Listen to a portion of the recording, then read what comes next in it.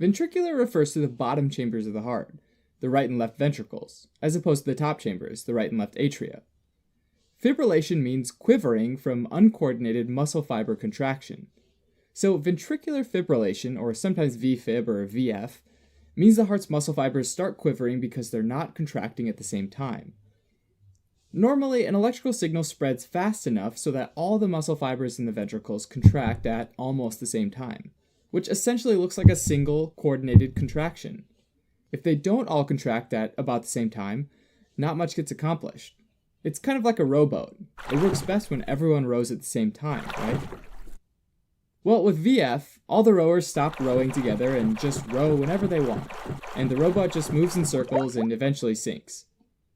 Just like the rowboat, if the heart's not squeezing anymore and it's just squirming around like a bag of worms, which is actually used to describe what it looks like, then you can probably guess that this situation is extremely dangerous, since your body, especially your brain, isn't getting fresh oxygen, meaning ventricular fibrillation can lead to death within minutes of onset, called sudden cardiac death. Now, the exact mechanisms leading up to VF aren't always super clear though, mostly because it's hard to know what's happening in the heart immediately before VF. Most often though, the heart cells become stressed or damaged in such a way that different areas of tissue are structurally and electrically changed and have different properties. And this is known as tissue heterogeneity. When they're homogeneous or the same, they all behave the same and can depolarize and contract at nearly the same time. When they have different electrical properties, they aren't as good at working together, and are more prone to abnormal behavior and depolarizing on their own. In general, tissue heterogeneity can happen after something stresses the ventricular muscle, so things like medications, illicit drugs like methamphetamine or cocaine, electrolyte imbalances, and ischemia to the ventricular muscle. When a group of ventricular pacemaker cells starts firing at the wrong time, if the surrounding cells have the same or nearly the same properties, that signal radiates outward at almost the same time, and the ventricles contract. And this is called a premature ventricular contraction, or PVC, which, although not the norm, is a relatively benign phenomenon and can even be seen sometimes in otherwise healthy hearts. Having more than 3 PVCs in a row, though, would be called ventricular tachycardia, and ventricular tachycardia can sometimes progress to ventricular fibrillation. In our example, let's say the surrounding cells have way different properties, like maybe these cells don't conduct the signal as fast as these cells.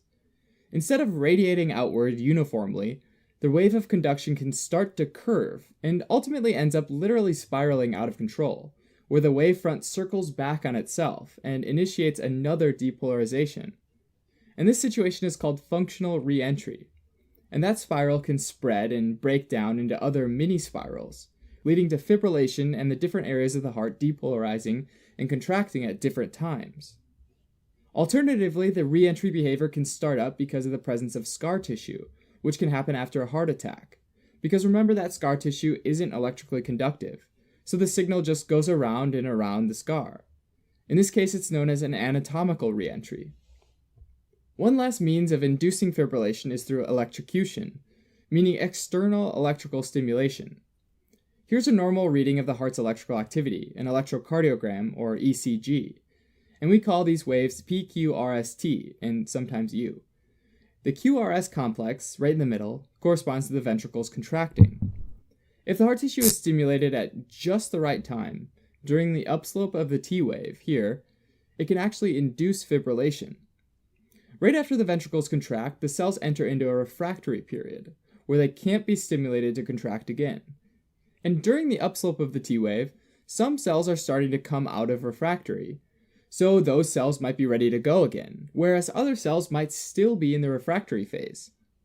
Some cells therefore might contract and some might not, and this can lead to this abnormal conduction that could lead to similar re-entry phenomenon we just talked about. During VF, the whole PQRST breaks down completely, and all you see are these small fib waves, each one corresponding to an area of the ventricle depolarizing on its own. One of the only ways to stop fibrillation once it's started, unless it breaks on its own, is again external electrical stimulation, or defibrillation. This is typically a high energy shock that's meant to depolarize everything at once, or at least a large enough portion of the heart tissue, or a critical mass, to allow the sinus node, or the heart's main pacemaker, to take control again. Basically, we're trying to interfere and stop all these re-entry spirals at the same time. So this would be like if the captain of our rowboat got on the loudspeaker and screamed to get everyone's attention all at once. Sometimes patients might be given an implantable cardioverter defibrillator, or ICD. ICDs are surgically implanted and can constantly monitor a patient's ECG. If the patient's ECG suddenly breaks down into fib waves, the device recognizes it as a VF and promptly delivers a defibrillating shock. Patients might also be given medications following a VF event to help reduce the likelihood of episodes in the future. Although ICDs and medication can't fix the underlying condition that ultimately leads to VF, they have been shown to be very beneficial and effective at improving survival. Thanks for watching. You can help support us by donating on Patreon, or subscribing to our channel, or telling your friends about us on social media.